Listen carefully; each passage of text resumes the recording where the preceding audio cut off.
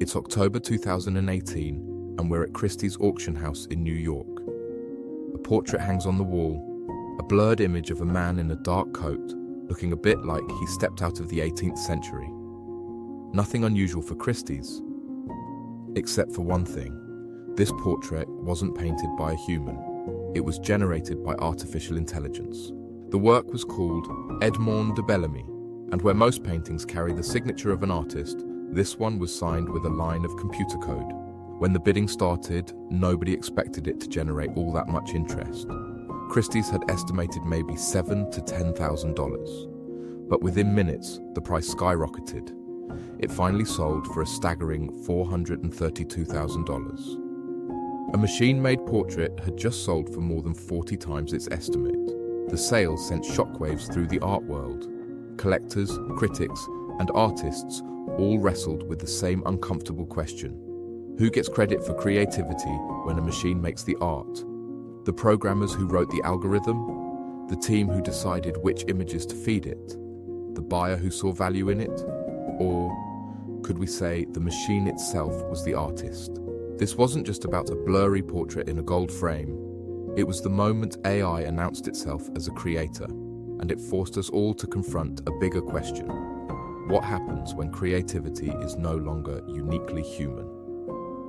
And that's the topic of today's podcast, where we are joined by Dr. Maya Ackerman, who is the author of a new book titled Creative Machines, AI, Art and Us.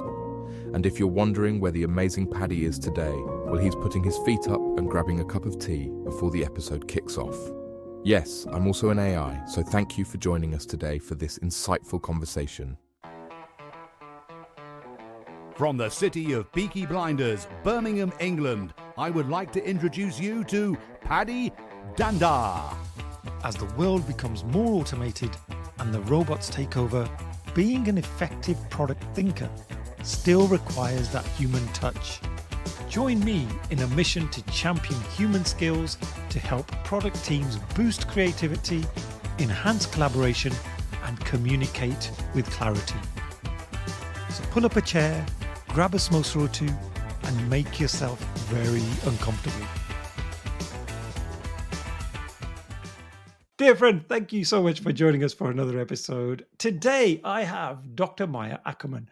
She is a pioneer in generative AI and CEO of WaveAI, where she has empowered millions of artists with tools like LyricStudio and MelodyStudio.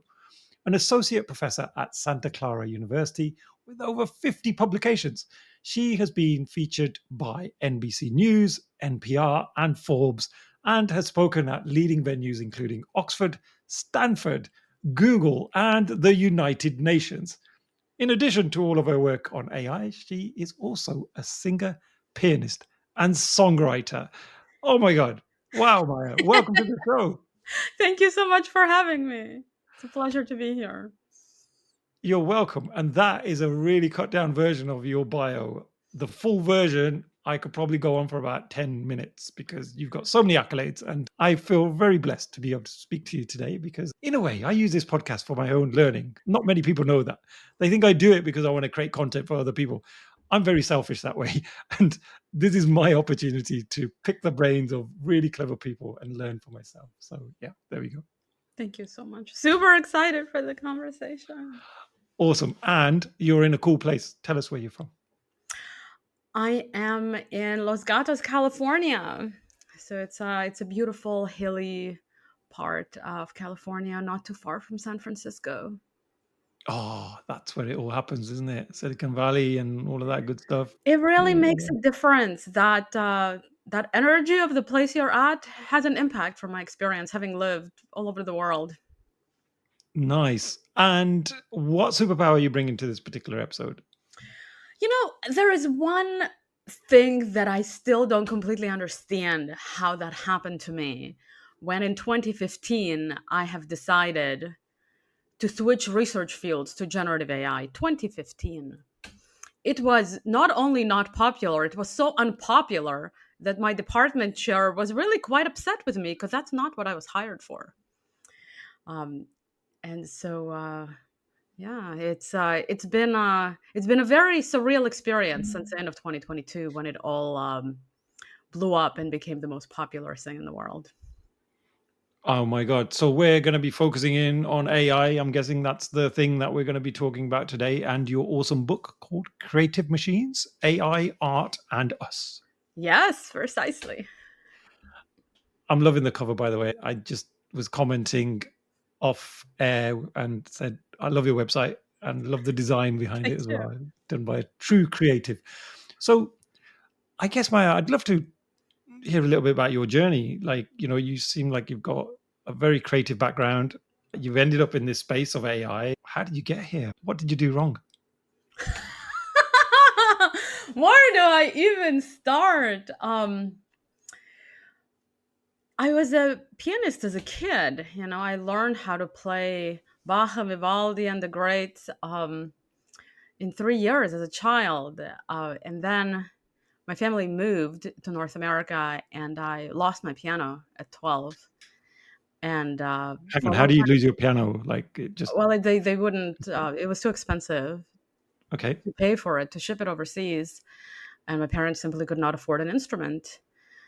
So I sort of lost music out of my life. And I think I was grieving too hard to take any other instrument serious. I don't know. It just sort of wouldn't stick. So somehow one thing led to another, and I ended up going to computer science. I kind of fell in love with the logic and predictability of computer programming, and only brought music back into my life when I started taking lessons from an opera singer while doing my PhD in computer science. And then in 2015, I was very lucky, completely by accident, to see Harold Cohen on stage presenting his system called Aaron, which was really one of the earliest image models, AI image models. And there's this beautiful art flashes on the screen. And suddenly I understand that it's AI made. And I'm like, whoa, 2015, who heard of such things? And then on stage, Harold begins to yell, like, I mean, yell, that there are people who are calling his machine creative, but he's the only voice of reason, being clear that he's a creative one. And I'm sitting there mesmerized. And I think that was the moment that I decided to study this field. I'm just trying to think what I was doing in 2015. That feels like a lifetime ago now, doesn't it? So much has happened. What was your next step after being inspired by that talk? Like, did you start reading books? Because you couldn't exactly go on the internet and just start playing around with these language models because they probably weren't available, right? So how did you build that interest? Well, so I actually never got to speak with Harold Cohen because people just gathered around him. But I got to speak with Mike Riddell and Dr. Wiggins, who were the other two speakers in the same session, who also did like amazing stuff around automating storytelling and generative music. And I followed them around for an hour to learn as much as I could about it. And they invited me to the International Conference on Computational Creativity. Anyways, I'm a first year professor. I started relearning from scratch. Okay, I just finished all my education, did my two postdocs, started as a faculty, and I'm completely relearning everything. From step zero, I knew nothing about generative AI, like most people at the time, even researchers. Teeny tiny research community out of Europe. And then in 2017, opened one of the earliest generative AI startups. So you tried your hand at entrepreneurship. Yeah, that was a journey. Academia and entrepreneurships are really very different. It's a different value system, it's different priorities. You almost have to be a different version of yourself. That was its own new PhD, I guess. But I think it was really, really important. Not only because we've served millions of people and kind of helped create number one hits and help people express themselves, which is really the core reason to do a business is to help people. But also kind of in my own understanding of what this is all about. In the towers of academia, you can tell yourself, my new approach is amazing. It's going to change the world and you'll never know.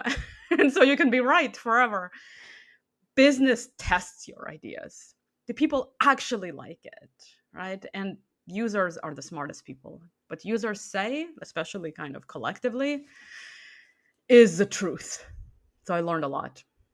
So I'm writing a book. I think I mentioned it just before we kicked off. And the topic is product discovery. It's how do we come up with ideas that people are going to like, right? And it's very much that premise that you've got to test your ideas and all that good stuff. So I'm selfishly, again, going to be asking you some questions that are going to help me with the book. So, like, how do you test your ideas? Because I think a lot of us are what I call sofapreneurs. We're great at sitting on the sofa and throwing ideas out there, right? But we never have the guts to go through with it. That's making it to your book, right? This is so good.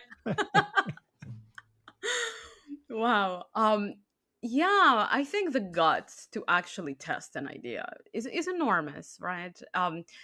It takes the courage, the possibility of failure, right, is real, but also just an enormous amount of time and energy, and you got to extract some level of funding from somewhere.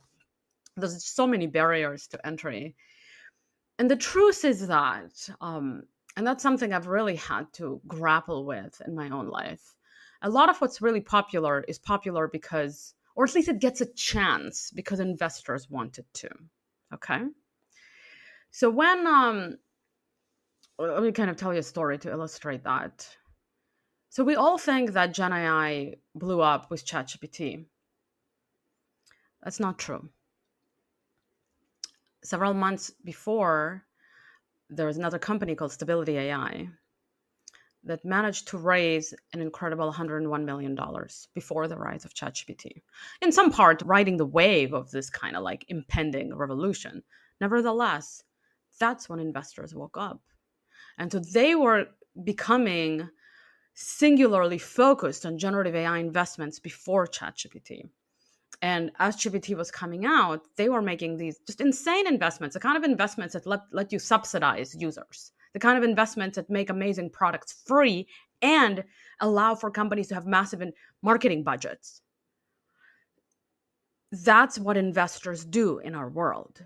They decide what gets a spotlight before consumers get a say. Right? So consumers are still important, right? You still have products that investors believed in that because consumers were like, ultimately, no, thank you, right? But there's a lot of stuff, a lot of amazing stuff that never gets a chance.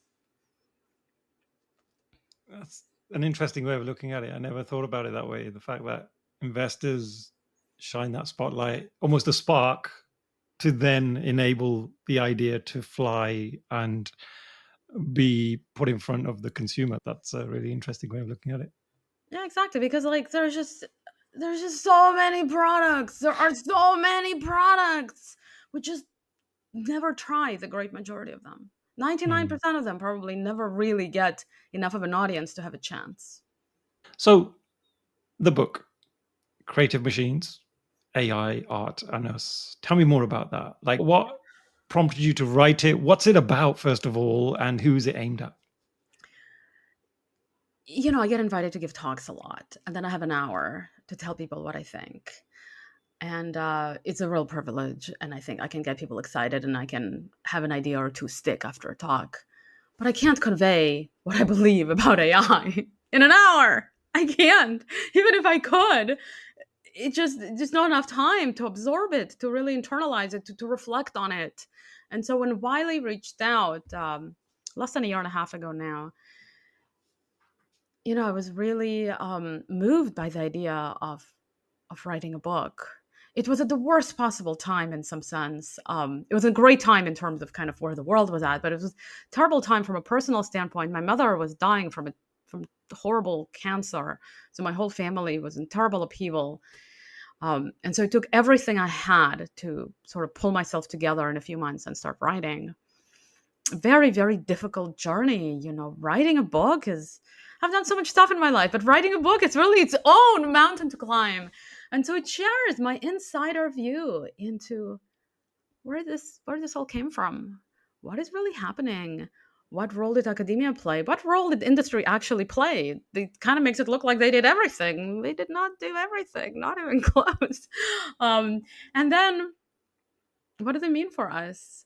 What do we do with it? How do we move forward in a way that's actually going to make the world a better place? And I very much have my own take on all of that, that I hope will help broaden the conversation. It desperately needs to be broadened.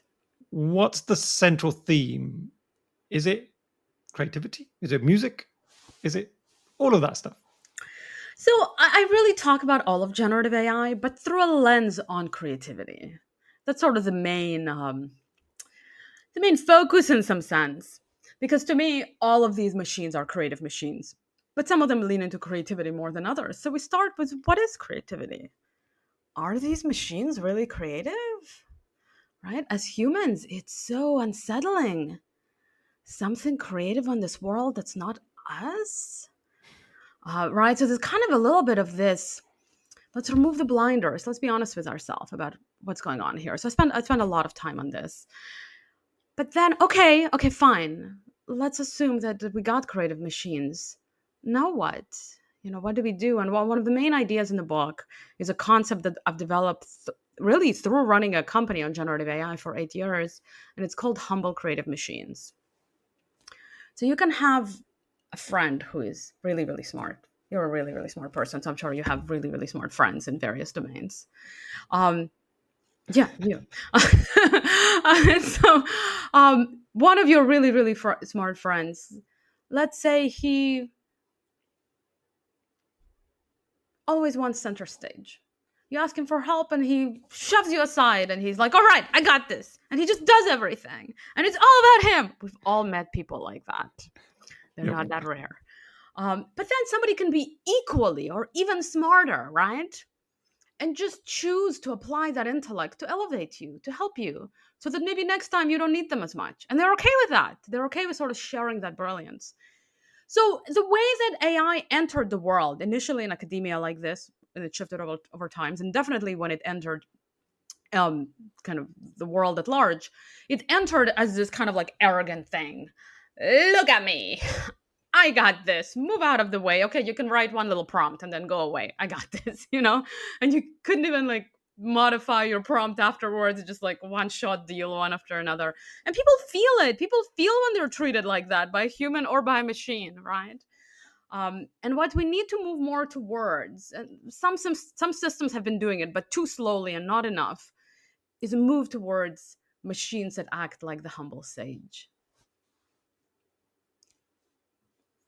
Be more humble. Because at the moment, ChatGPT is very polite. Like, I got to say that. It always tells me I'm right, which is great. It always says, great idea. Even though I've said, I think this is a bad idea. Like, what do you think? Oh, great idea that you've asked me for commenting on your right. Like, it will always start with a positive. And it will always be very polite. So when we say humble, is it the way that it phrases things, or explain that a little bit more for me? Sure. ChatGPT actually is a humble creative machine, or at least it can be used as such, which I believe is the reason that it's successful. So before ChatGPT, we had models like GPT-2, GPT-3. You could give them a line of text and they would expand that text. Wonderful. Not very useful, for most of us, right? For most people. You could build cool things with it, but direct interaction with it was just so limited. And really the big epiphany with ChatGPT wasn't just making a smarter brain, is making it able to interact with us. You can clarify your intent with ChatGPT. You can go back and forth.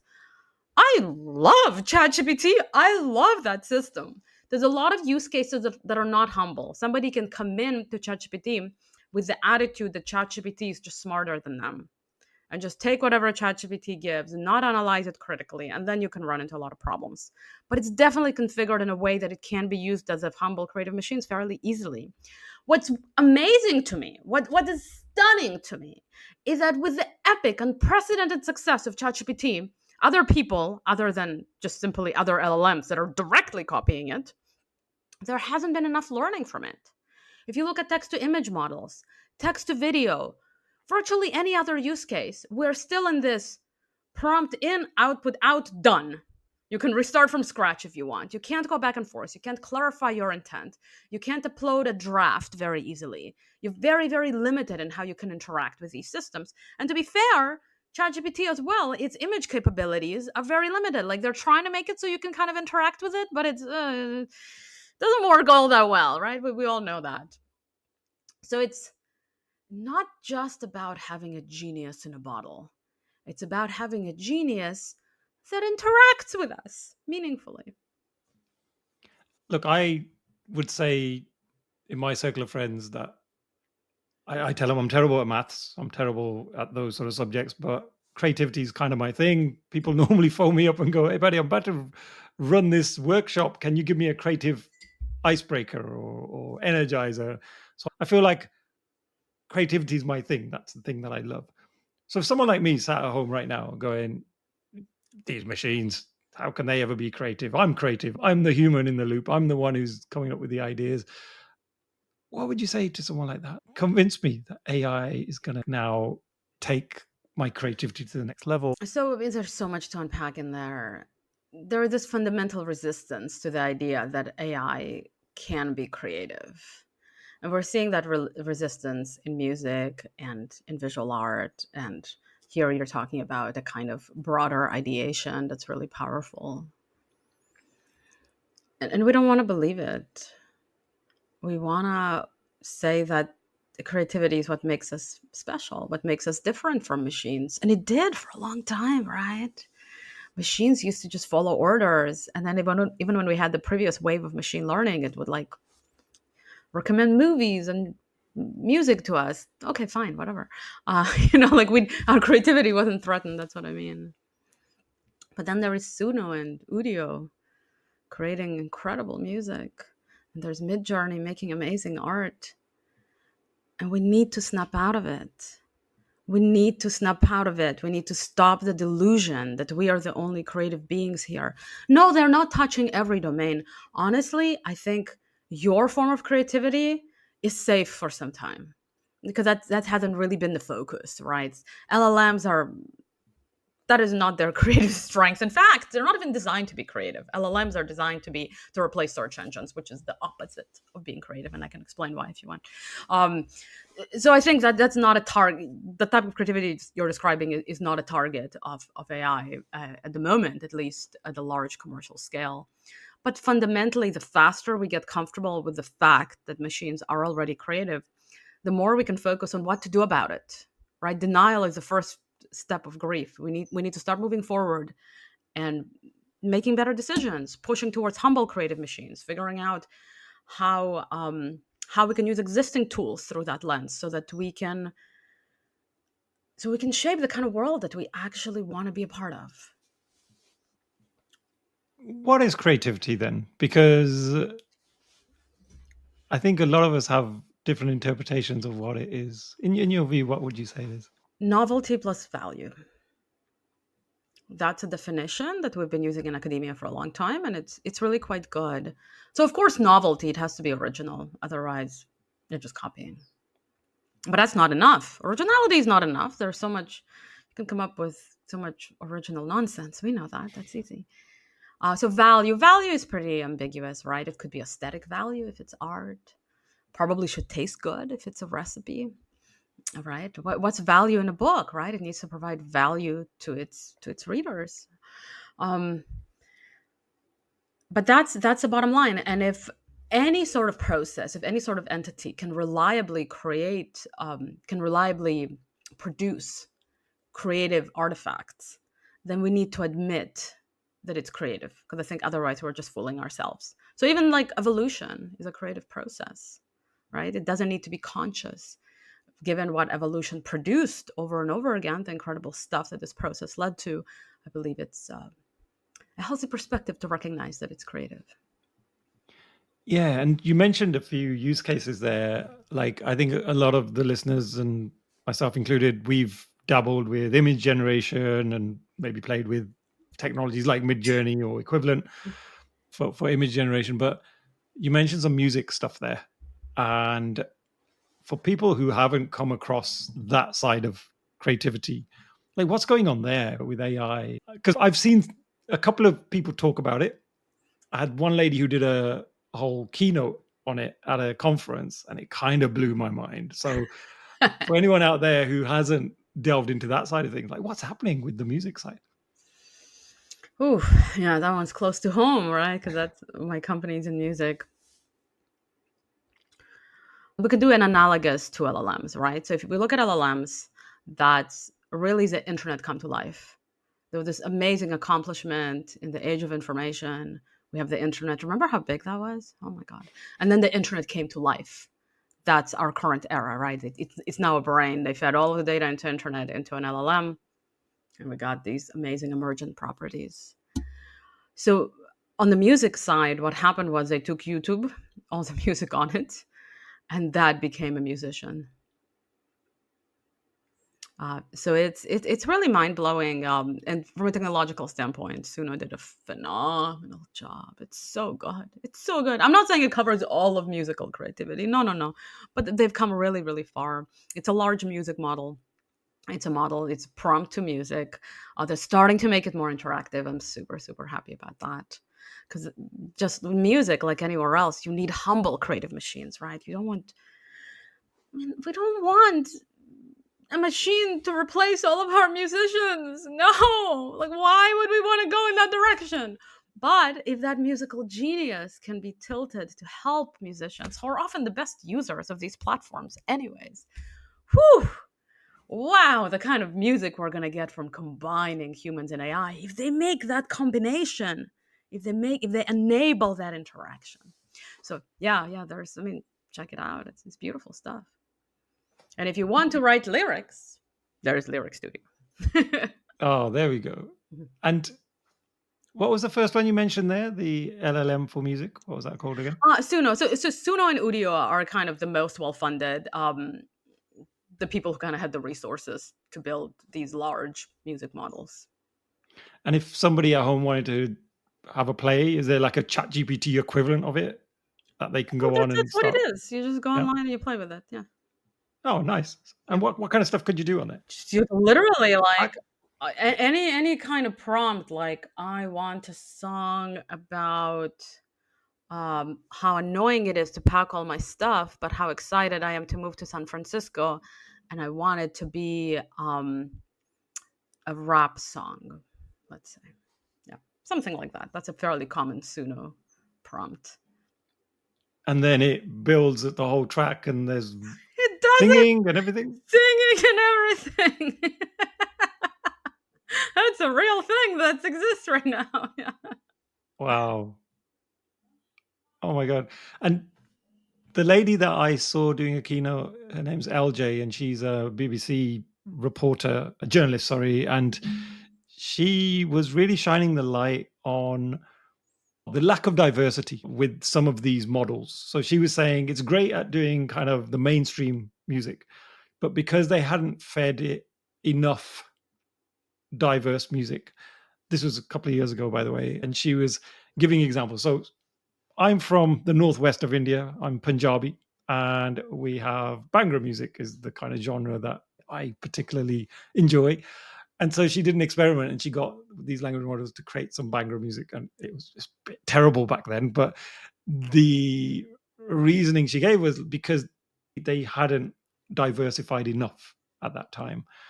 I don't know if things have changed now, but AI, that's one of the, I guess, risks, isn't it? That when we create these amazing things, the people behind it need to have that diverse thinking. Otherwise, it could be just like narrowly focused. I love that you're bringing this up. AI could expand our horizons. In fact, before this whole Gen AI era in academia, we had a system called IMS, which came up with new classical music styles. I mean, we were already coming up with new genres. It's not an inherent limitation of AI, it's the commercial interest is to just copy what's most popular. And so it makes it look to us like all it can do is just the most dominant stuff. ChatGPT, if you give it a piece of original writing, and I'm sure you've had that experience, it sort of shifts it towards the mean. It like neutralizes what you wrote to make it more similar to everything else that's out there. And that's by design, right? So when we built LyricStudio, it's the opposite. It's on purpose. Like you write your lyrics and then it comes up with the most divergent, most interesting places you can go that maybe you didn't think about, right? So it's intentionally a different way of building the AI system from the ground up that opens up our eyes. It takes us to new places on purpose. Whereas most commercial systems, because that's what they can imagine. That's how they decide that they want to go from a commercial standpoint. Is kind of the other way. It's kind of narrowing. It's kind of like leveraging what's most popular and most common. And so I was speaking to another guest, and I've heard a few people talk about how AI, the intelligence, seems to double every 5 to 8 months. I don't know if that's as accurate as it should be, but anyway, like, let's just say Sure, why not? 12 months, right? Whatever that number is. So if that's the sort of rate of intelligence, then say in 3 years, it's going to be crazy, right? Like even in 3 years from now, if it kept doubling every year, that would be crazy. And at the moment, a lot of people say humans won't get replaced. You know what? It's a tool and it's going to help us, and we're going to use it. It's a co-pilot for us, right? We're the pilot, it's the co-pilot. We still drive and we take it into a direction. But what happens when the music stuff, let's just take that as an example, it gets so good that my contribution is so minuscule that I might not even be needed in the room. I'm just actually wasting air being in the room. Is that a valid fear, or do you think it will never get to that point and that there will always be a role for the human? I have kind of my own perspective at this whole issue. I was listening to a long interview of Jeffrey Hinton yesterday. I have so much respect for this man, but he kind of really believes that AI is going to be smarter, and we sort of need to prepare for that. Humans have not reached their potential. We haven't. A couple of 100 years ago, literacy was considered a gift not accessible to many, right? And then we learned it's just education. Everybody can be literate. So obvious. We're not at the pinnacle of human capabilities today. We're nowhere near. How do I know? Put a person on psychedelics and they will generate images in their brain way faster than Midjourney. They're going to generate videos in their brain way faster and better than any video generator. I'm not telling people to go do psychedelics. I'm just saying that we know for fact that the human brain is capable of a lot more than AI systems today in many ways, especially when to the extent that creativity is concerned. And so it's a little bit of a delusion to say that AI is getting so much smarter than us when we ourselves are not only haven't reached our potential, we're also investing in AI intelligence way more than in human intelligence. So yes, we can build a world, which we're for some reason choosing to do, where AI replaces a whole bunch of us.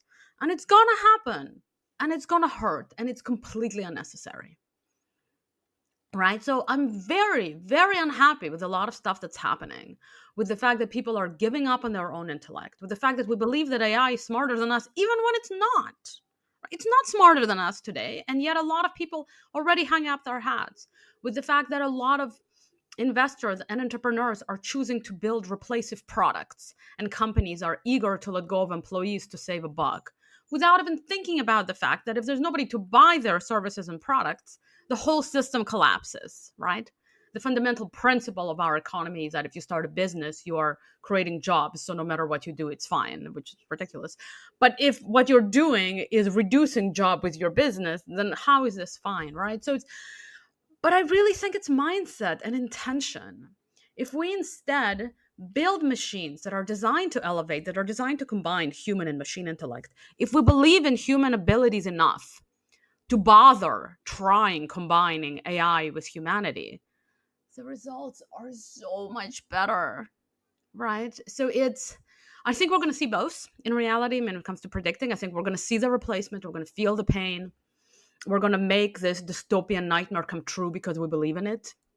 But at the same time, we're also going to have systems that elevate people. And some people are going to come out on top because they're going to have the audacity to believe that they're smarter than AI and use AI to their benefit. Thank you for sharing that. That's a perspective I've not heard before. I've never heard anybody look at that side of human intellect. You're right. I do hear a lot of people give up and just say, that's it. And that whole cycle, right? Like you say, if I, as a company, are now going to reduce jobs, but I'm building a product and there's now fewer people in the world that can afford to buy my product, then that just doesn't make sense. So you almost have an obligation and a duty to make sure you do your fair share. And if all the companies do their fair share and make sure we reward people, then the whole process works, the whole system works, doesn't it? That's some basics of finance, I guess. What is their plan, right? We're just so used to this idea that if everybody optimizes what's selfishly best for them, then everything magically works out. Well, not under all circumstances, not under this one. Okay, here's another big question. If I was advising my kids, because my daughter's just left high school and she's been really seriously thinking about her future and she wanted to be an artist. I think she's been put off a little bit by the whole AI thing. And now she's really struggling. So if you had to give advice to a young person in today's world, what would you say? What are some of the things that they should focus on? What are some of the big bets that you think will definitely, those are the safest things to get into? Now, I know you talked about, I forgot the guy's name, the godfather of AI. Jeffrey Hinton. Yes, because he was asked this question and on a podcast. Yeah, he said being a plumber. I diverge from Hinton in many. I respect him so much. He's one of the people I respect most in my field, but I disagree with him fairly consistently, which is great. Okay, I think the main thing is to trust our children in forging their own path, because fundamentally we don't know. We don't know. So this is not a time to tell your child what to do and insist that they go in a certain direction, but to admit that our children are going to be living in a different age than us, and we're not all that well equipped to decide what they should be doing. And that's what I did with my child. I told him, you do whatever you want and I pay for it. So that's what we did. And he actually just started college as well. That being said, I do have some thoughts, right? So I think that's the most important, right? Give them the freedom, because our children are made for the future, and we need to trust that they have a feel for it that we might simply not, right? So that's number one. More specifically, I think we're going to have a huge wave of robotics, right? Because right now the biggest limitation of AI agents, if you will, almost everything is an agent these days, is that it's kind of out there in the ether, right? So it can only access things that are also in the ether with it. But what if it could walk around and, go places and see things and interact with us here? That would give it a lot more power, and industry realizes that. So things are going to go there. So if somebody is going to college right now and they're interested in it, that could be a fairly safe path for a while, for a moment. Another thing that's really, really key, and that's advice that's circulating around, which I think has a lot of wisdom, is to study fundamentals.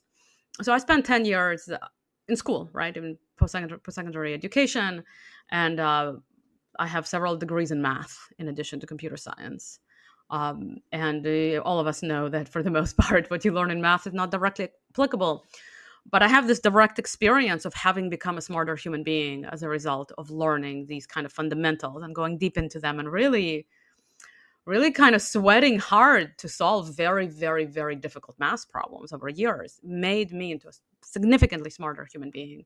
And it's the same thing if you study physics, for example, any of the really fundamental sciences.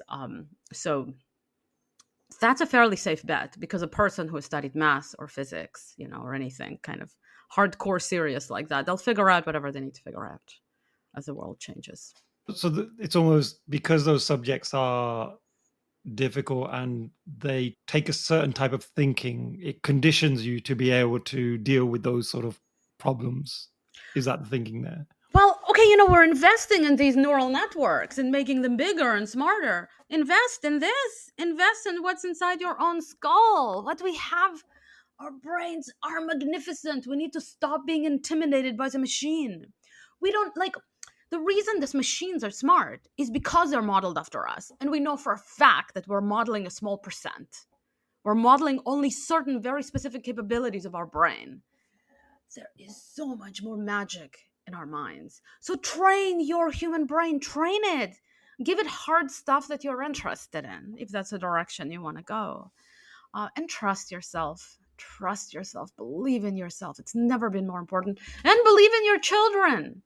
believe in them. If they show a little bit of interest in something that you think is risky, like let that grow. They know. Oh, that's great advice. Thank you so much for that, Maya. I really appreciate that. I will make sure my daughter listens to this episode. She's a very creative person, actually. She's so good at art. I was looking at some of her schoolwork and it's like a photograph, but she'd sketched it. It's so good.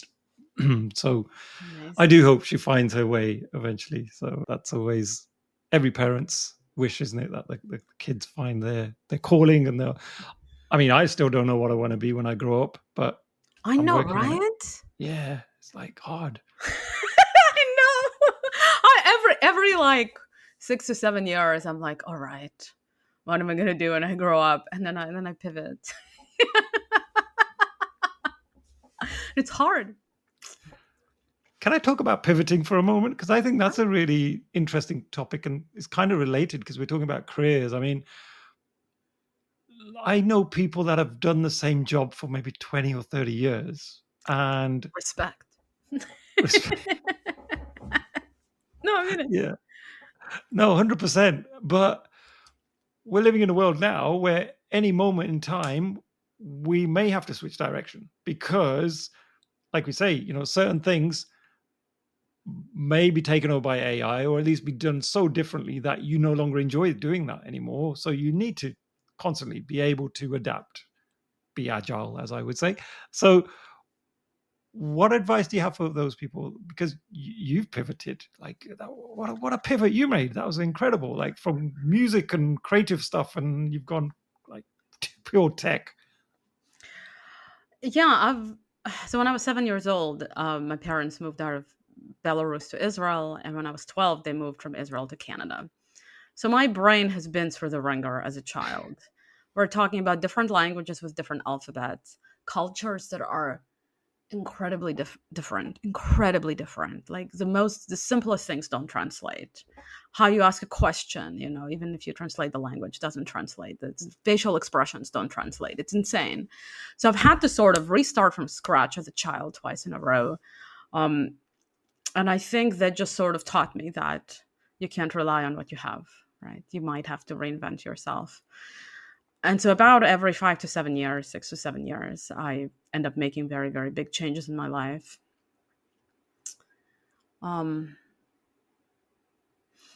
It's always difficult. Like it doesn't. Writing the book was such a big mountain to climb. It doesn't matter what you've done in the past. If you haven't done that specific thing, you're gonna have to learn how to do it. But I think it keeps life interesting. Adult brains are capable of change, are capable of learning. There's actually a lot of power in the adult brain for learning something new in a way that our society doesn't acknowledge enough. And so I think right now it's inevitable. I feel it around me. I feel people realizing that they're going to have to figure out something else. And the braver ones are thinking what it is, and are starting to forge new paths. I'm making a lot of changes in my own life. A lot of people around me have switched jobs, have entered entrepreneurship, have left entrepreneurships, have done other significant shifts in the way that they live. It's going to be a new world. And we can't, there's no point in lying to ourselves and knowing exactly where it's going. But I would say listen to your kind of inner wisdom. And if you feel that you need to shift and relocate, don't wait for a strong external signal. Make the change now. Now's the time. And another question. So you're in education. Learning is kind of like your superpower, right? You've got to be constantly learning. I never thought about it like that. I never thought about that. Okay. And the type of learning that you do, it's not like it's a subject that, isn't going to change much. Like, I don't know, if I was a history professor, I'd be like, I've got these 5 stories, I've studied them to death, and I'm going to keep repeating those in every lesson. Not that history professors do that, but I'm just saying, like, that stuff is history, that's there, that's kind of already written. the stuff you're talking about is writing itself constantly. Like the world of AI keeps changing. So how do you stay current? How do you learn? What advice might you have for someone who is struggling to learn? Any tips on that? I'm going to say something really weird right now, but it's my truth. I don't feel that it's changing all that much. I don't feel it at all. A lot of the stuff that industry is glacial to recognize, I've known since 2015. They're very, very, very, very slowly recognizing really basic things. The idea that you need to make your super smart brain interact with people is obvious. It's obvious, right? And the only sub-industry of AI that recognize it are LLMs because they're all copying ChatGPT. These people have no imagination. It's unbelievable. Sorry, they actually do have an imagination. It's like people are not letting them use their imagination. It doesn't make any sense. How are text to image models not more deeply interactive by now when that's what everybody's asking for? Why are large music models so slow to become interactive when it's such an obvious thing to do, right? So to me, it looks kind of glacial in a way. And the marks that a lot of people use, like can it pass a medical exam? Can it pass the SATs? That's cool. And I respect that. And it's super cool that AI is able to pass all these various tests. Like honestly, it is. But like it's such a narrow lens. It's such a narrow lens. How do we not have LLMs that are designed for creativity still? It's not that hard to do in some sense, compared to the kind of resources and the kind of minds that are being applied to it. We did it in 2020 for lyrics. We need a system that's wildly creative. They can do it. You give me access to OpenAI, I can make ChatGPT way more creative. They're not doing it because they're so focused on replacing search engines, doing old things with new tech. So to me, I feel like I'm watching a snail. Because you mentioned that earlier in the episode about how they're trying to replace search engines. Could we go back to that? What's that all about? What's happening there? If people knew how I honestly feel about this stuff, I couldn't believe it. And this is like very beginning of 2023. They were already talking about replacing search engines. Google had a heart attack when Code Red, when ChatGPT was released. To be fair, they had their own version of it already pretty far along in the background. But they sort of, for safety reasons, they decided not to release it. So it's like the whole industry is like, okay, we have a chatbot, we have this generative model, we're going to use it for search. It's ridiculous. It's a creative, imaginative model. It's going to hallucinate. It's still hallucinating. They've poured in billions of dollars to make it stop hallucinating, and it still hallucinates.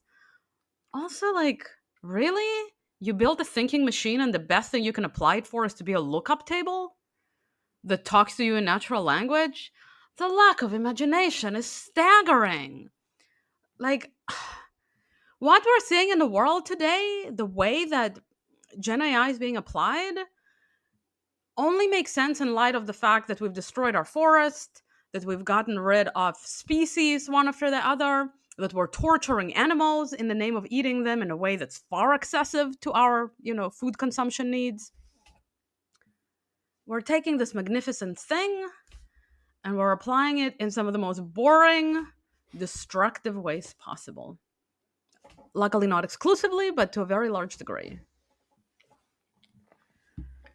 I did think about that when you were talking about how boring it is. I was just picturing the user interface for all of these LLMs. It's terrible, isn't it? It's just like a little text box and you've got the screen where you see the response, but it's not very engaging. You think it'd be cool, right? Like a really cool interface, especially how much they've invested into it. It is pretty boring in that respect as well. That's right. There's not nearly enough. So when we're looking at academia, we had other ways of interacting with systems. There's a system called Improviser. And I cannot believe that there's no commercial product like this yet. If somebody wants to do it, let me know.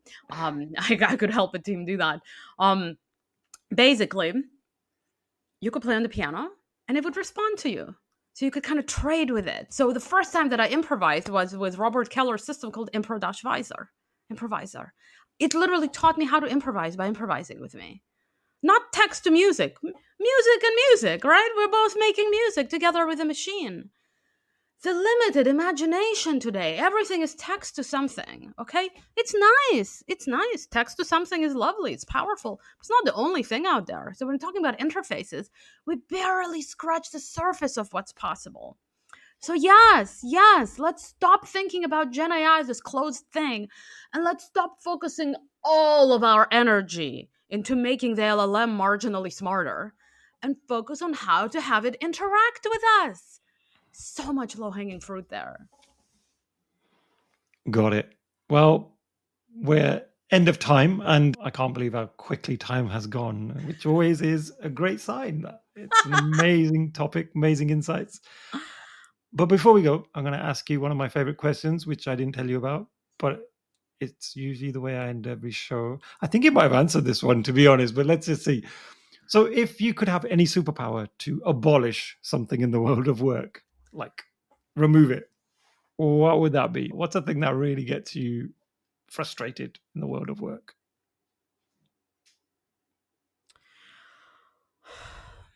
I think we need to do something about greed in our world. And there are no simple solutions. Flipping to the other political extreme would be equally or more disastrous, right? But we need some finesse. We need people in power to learn how to balance their personal desires with the basic needs of other people. So in the end, and I talk about it in my book, it's about humanity. The problems we're seeing with AI are human problems. It's how we choose to wield this really powerful thing.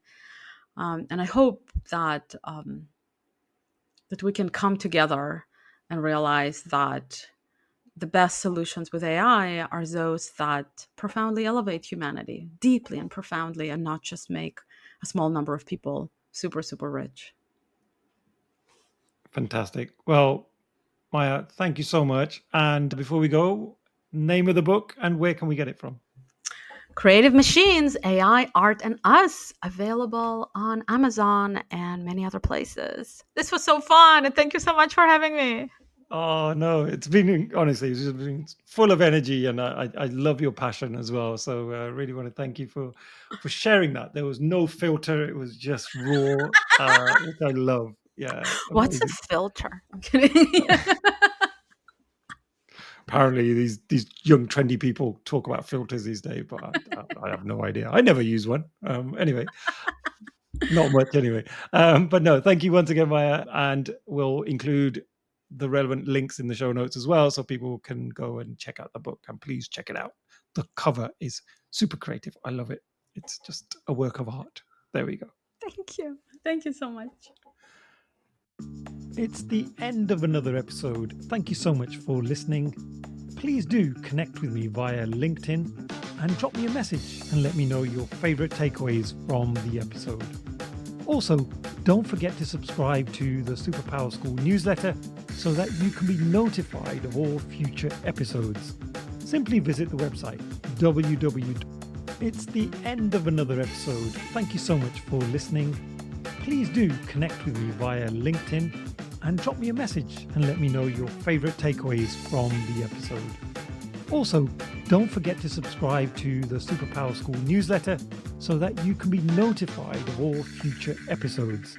Simply visit the website www.superpowers.school. Thank you once again. www.superpowers.school. Thank you once again.